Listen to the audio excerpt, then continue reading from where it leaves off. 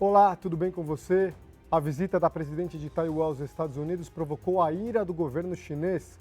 O país deu alerta e declarou que a paz e a independência de Taiwan são incompatíveis. Para falar sobre esse assunto, o J. Mundo hoje conversa com Pedro Costa Júnior, professor de Relações Internacionais e pesquisador da Universidade de São Paulo. Tudo bem, professor?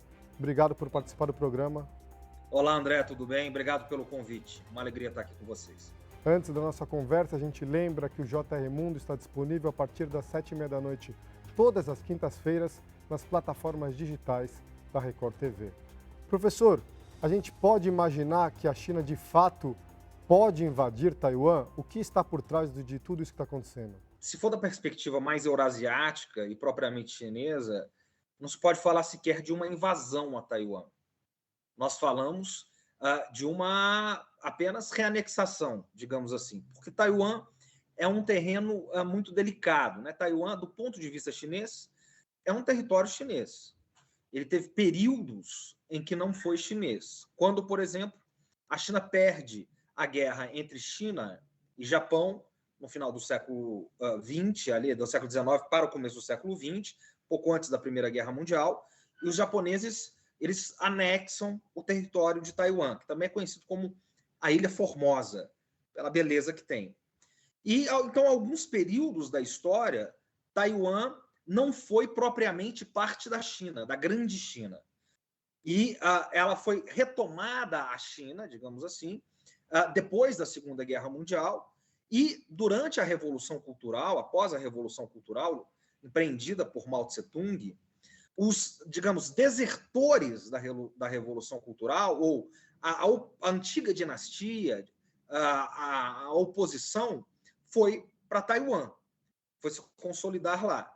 Mas Taiwan, do ponto de vista chinês, continuou sendo um território chinês. Então, os chineses dizem a China continental e a China, que é a sua ilha, que é Taiwan. E há, inclusive, um período de renegociação, de reanexação completa de Taiwan à China do ponto de vista do Politburo, que é o Partido Comunista Chinês. Já do ponto de vista ocidental, Taiwan é um país soberano, de certa maneira. Também há uma ambiguidade nesse tratamento. E, na verdade, do ponto de vista geopolítico, Taiwan, digamos assim, é uma ocupação militar norte-americana, é uma base militar norte-americana. Então, a China tem ali, a 80 quilômetros das fronteiras continentais, uma base militar norte-americana instalada, o que faz de Taiwan, nesse momento, André, o ponto mais sensível do sistema internacional. O ponto mais delicado do mundo hoje é a ilha de Taiwan. Porque isso é muito sensível, como o senhor disse, né? Isso incomoda demais o governo de Pequim. Exatamente. É um ponto muito sensível, porque do ponto de vista chinês, a China não abre mão de Taiwan. Ou seja, ela está nos interesses estratégicos, geopolíticos, geoeconômicos e históricos da chamada Grande China. Então, a China vai fazer o que for necessário e preciso, e isso está claro nos pontos de documentação dos documentos de política externa chinesa, o quanto Taiwan é imprescindível do ponto de vista do governo chinês. Ou seja, o que eu quero dizer? A China não vai medir esforços para poder preservar Taiwan, do seu ponto de vista. E nós temos tido relações muito próximas com relação aos Estados Unidos, que os chineses têm visto como relações de provocação. E o ponto é que se os Estados Unidos continuarem fazendo essas provocações aos olhos do governo chinês, do PCC, né, o Partido Comunista Chinês, isso pode não acabar bem, André, porque os chineses não vão medir esforços para defender esse território. Professor, mas Taiwan tem presidente, tem um próprio governo. Existe uma autonomia, na verdade, né? A autonomia relativa, porque, pelo ponto de vista dos chineses, é um território chinês. Ela tem tido relações muito estreitas com os Estados Unidos desde a Revolução Cultural, com o Ocidente desde a Revolução Cultural. É uma ilha que se desenvolveu muito, que se tornou muito tecnológica, que se abriu muito para o mercado. Ela se tornou, nos anos 90, final dos anos 80 e nos anos 90, um daqueles países que nós chamamos de tigres asiáticos, como, por exemplo, a Coreia do Sul, a Singapura. Malásia, exatamente, Singapura, esses países. Então, isso fez de Taiwan uma potência muito dinâmica, uma potência líder, hoje um ponto geopoliticamente e geoeconomicamente estratégico, que é os semicondutores e os chips. Então, a luta, a batalha tecnológica dessa década, que passa pela liderança dos chips e semicondutores, que na verdade é a batalha de ponta de toda a tecnologia, passa por Taiwan.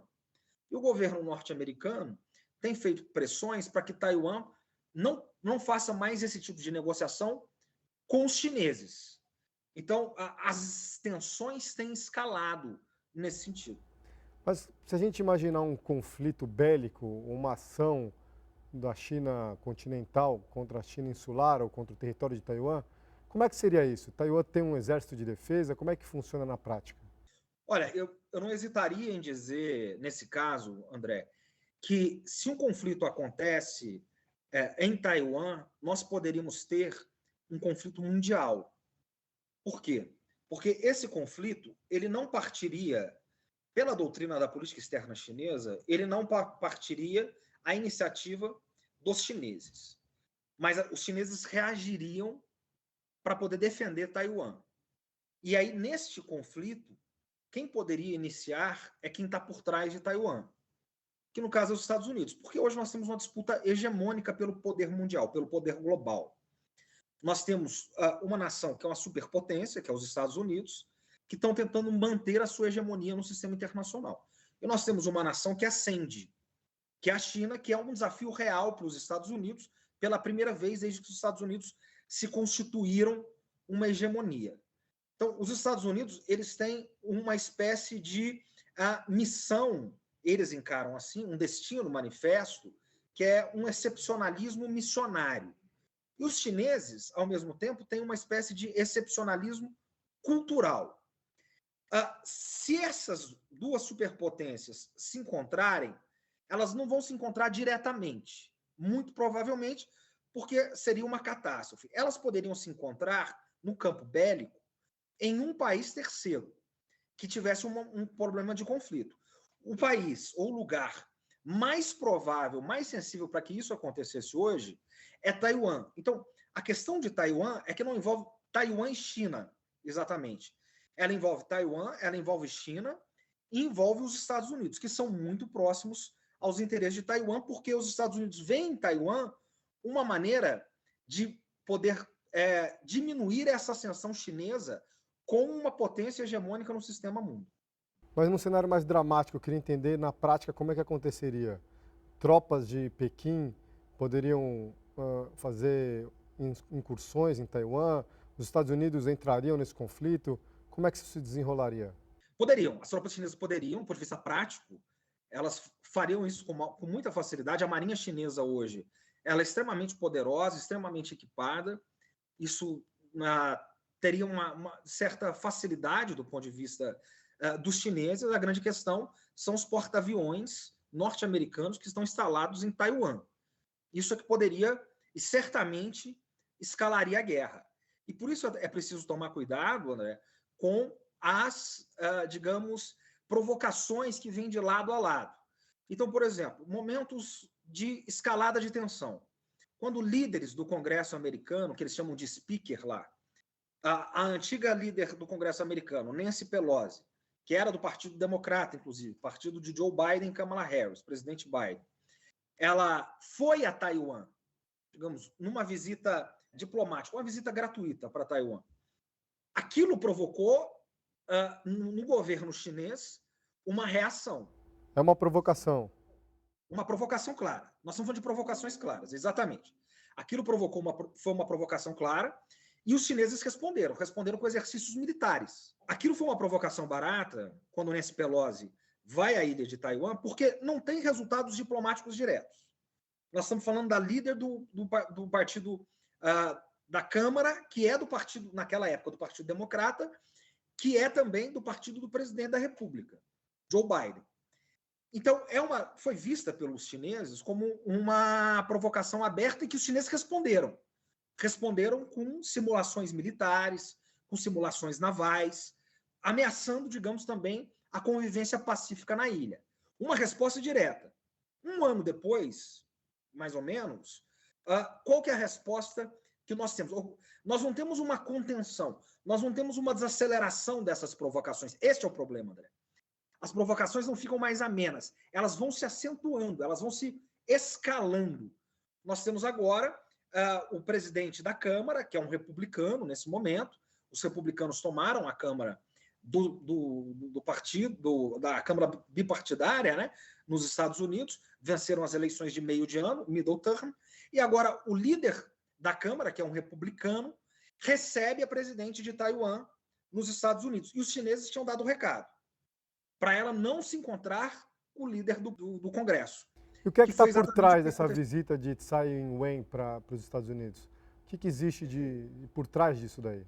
Por trás disso, tem esses interesses geopolíticos, né, que estão ligados, e tem também esse recado de autonomia que o governo de Taiwan dá.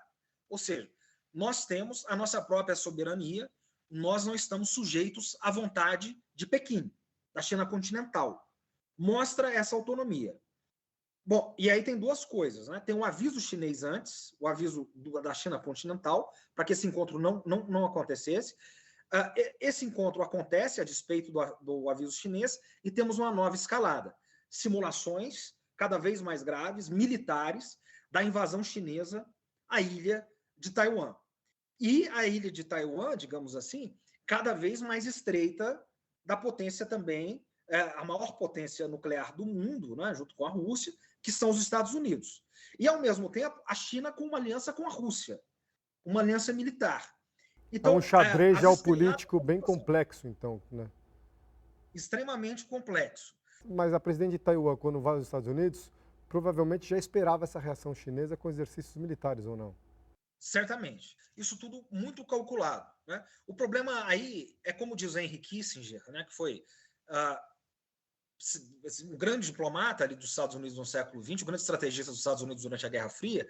Ele diz o seguinte: essas provocações ou esses erros táticos, eles podem desencadear num conflito que não estava esperado.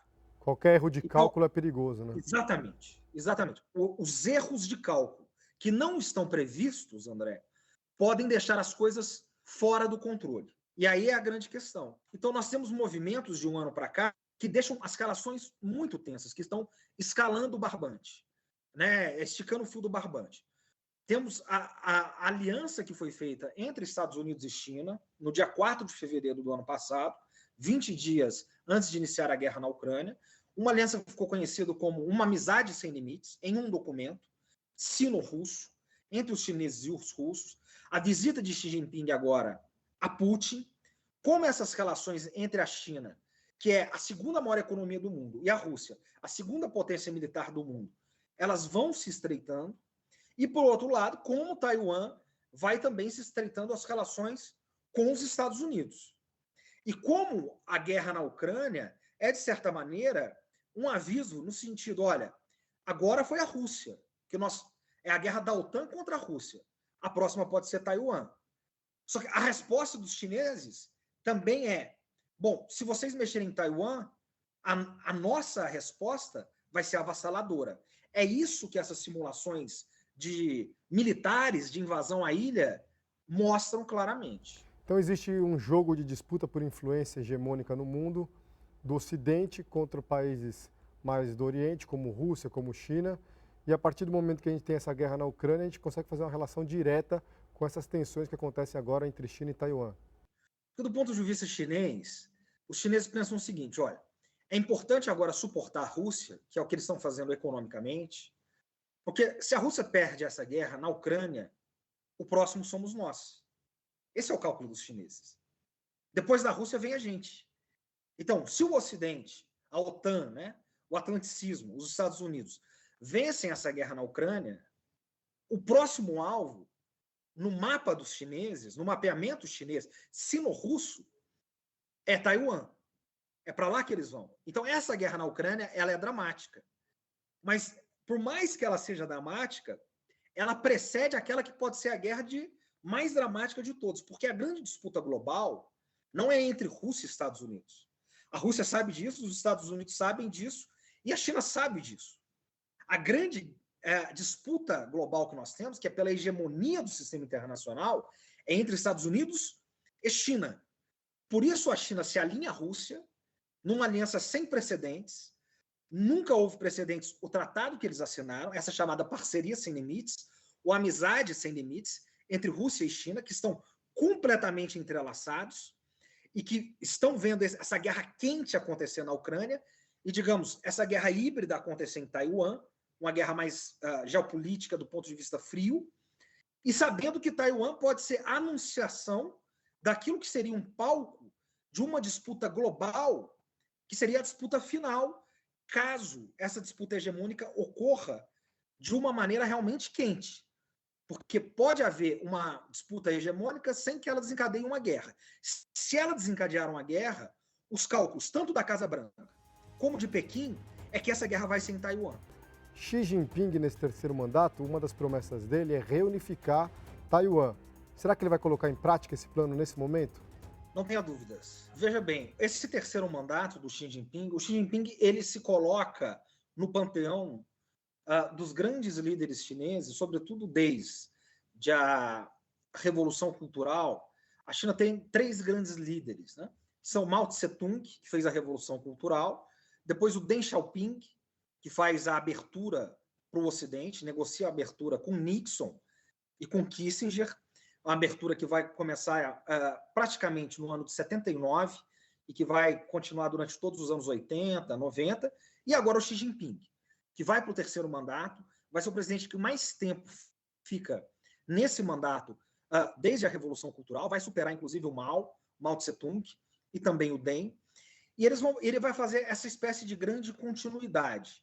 E ele já deixou claro nesse terceiro mandato que a anexação, recuperação, reanexação de Taiwan é uma das prioridades desse governo Xi Jinping, que pode se estender, inclusive, André, para um 4º mandato, talvez até um 5º. Tudo vai depender da saúde de Xi Jinping. Então, isso parte dos princípios elementares da política externa chinesa. A política externa chinesa é movida pela ideia de ordem no caos. O mito fundador chinês, que dá, digamos, origem à ideia de uma China, é o mito do imperador amarelo.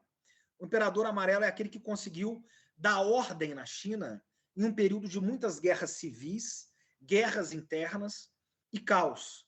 E de lá para cá, essa é a história da China. Períodos de guerras civis, guerras internas, algumas guerras externas, e depois vem uma grande dinastia, uma grande liderança que consegue dar ordem para a China. Então é a ordem no caos. Essa questão de Taiwan, do ponto de vista chinês, é uma questão caótica do passado. E que para os chineses é o presente. Por que para os chineses é o presente?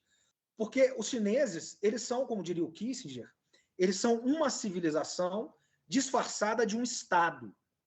Eles são uma civilização milenar. São mais de 2.000 anos de civilização. E mais de 2.000 anos em que eles estiveram no pináculo da hierarquia do sistema mundial, na hierarquia da política internacional. Se nós pegarmos nos últimos 20 séculos, tirando o último século e meio, que é o século de humilhações chinesas, que vai da Guerra do Ópio até o final do século passado, a China sempre foi a maior economia do mundo. O sistema, para eles, sempre foi um sistema sinocêntrico. E o que eles sempre prezam é a ordem mundial. Então, agora, não é que eles estão ascendendo a hegemonia do mundo, a hegemonia do sistema internacional. Eles estão recuperando uma posição que sempre foi deles por direito. O que eles chamam de tudo sobre o céu. Tudo sobre o céu vem do mandato do imperador, vem do mandato da liderança. O imperador, ele é um representante dos céus neste sentido. Então, a população chinesa espera que o governante do país atue com mão de ferro na geopolítica internacional? Eu não diria com mão de ferro, André, porque nessa, digamos, mitologia chinesa que dá ordem à prática das ações chinesas, essa ordem ela atua com fluidez, não com imposição. A China ela não tem um histórico de colonização, nem de dominação sobre outros países, diferente de outras potências ocidentais. A China não colonizou nem partiu da exploração de outros países para fazer a China grande. Né? O que a China sempre contou foi com um sistema, digamos, de prezando a harmonia, né? Mas sempre voltada aos interesses nacionais e sempre protegendo o seu território em primeiro lugar. Ela nunca abriu mão disso. E como Taiwan, do ponto de vista dessa concepção chinesa, é um território chinês, é uma prioridade nacional. Como é que a gente pode imaginar um cenário em que Taiwan seja reunificado à China continental? Como é que seria uma reação da população local? Exatamente, esse é o desafio, porque como Taiwan foi uma parte da chamada, digamos assim, China insubmissa, né? Aqueles que se revoltaram contra a Revolução Cultural foram para Taiwan. Então, essa reunificação, essa reordenação, do ponto de vista chinês, ela tem que ser feita de uma maneira ordenada e sem pressa. Os chineses pensam a longuíssimo prazo. Mas, certamente, ela vai ter conflitos. Ela não vai ser feita com, digamos, uma tranquilidade natural. Agora, aonde pode dar, digamos assim, o erro, o equívoco, né? A partir da política externa, dos movimentos da política externa, o entendimento de que essa é uma parte que a China, República Popular da China, não abre mão, o Ocidente atlanticista não entender isso, aí nós vamos ter um problema grande. Professor, uma pergunta que eu gosto de fazer sempre para os nossos convidados é como é que o senhor enxerga o futuro? O que o senhor espera para daqui 3, 5 anos em Taiwan? Excelente pergunta, André. Eu prevejo, né, analiticamente, que os próximos 5 a 10 anos vão ser os momentos de maior tensão que nós temos nas relações internacionais e no sistema internacional do último século. Por quê?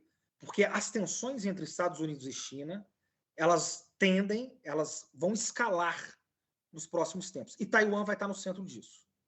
Então, se nós olharmos os movimentos, a partir do governo Trump declarou guerra comercial à China. Biden, depois que foi eleito, ele continua a guerra comercial e declara também uma guerra humanitária, bem ao estilo dos democratas, com relação à China, que é uma espécie de democracias versus autocracias. Taiwan está no pivô disso, porque para os Estados Unidos, e já é uma questão bipartidária, não é nem só democrata, ela é democrata e republicana já, Taiwan é o signo da democracia que precisa ser defendida. Da democracia, do liberalismo e dos direitos humanos. E para a China é uma questão que não tem diálogo, é uma questão territorial. Então, essas provocações que nós vimos nos últimos anos, elas não vão parar, pelo contrário, elas tendem a ser catalisadas, elas tendem a aumentar. E as disputas políticas, econômicas e tecnológicas entre Estados Unidos e China, igualmente elas vão aumentar e de uma maneira mais acelerada, em diversas regiões do mundo. E Taiwan, além de tudo, ela está na fronteira das disputas tecnológicas. Então, os próximos 5, 10 anos vão ser períodos de tensão absoluta com relação ao sistema internacional, partindo de Taiwan. Mas Taiwan é independente ou reunificado em 5 anos? Na lata. Perfeito. O plano de reunificação da China, ele não prevê que nos próximos 5 anos Taiwan seja reunificada. Essa reunificação vai ser mais lenta. É para o final da década de 30. Perceba, os chineses sempre preparando as coisas muito no longo prazo. Mas se houver uma aceleração dessa questão do ponto de vista do eixo atlanticista, dos membros da OTAN, liderados mais uma vez pelos Estados Unidos, os chineses eles estão prontos para responder à altura. O recado dos documentos de política externa que vem de Pequim são esses, os recados. Professor, muito obrigado pela participação aqui no nosso programa. Obrigado a você, André. É sempre uma satisfação estar aqui e poder trocar com você. O JR Mundo fica por aqui. Nosso programa é o seu espaço para discutir temas de relevância internacional. Lembrando que o JR Mundo está sempre disponível a partir das 19h30, às quintas-feiras, nas plataformas digitais da Record TV. Obrigado a você que nos acompanha.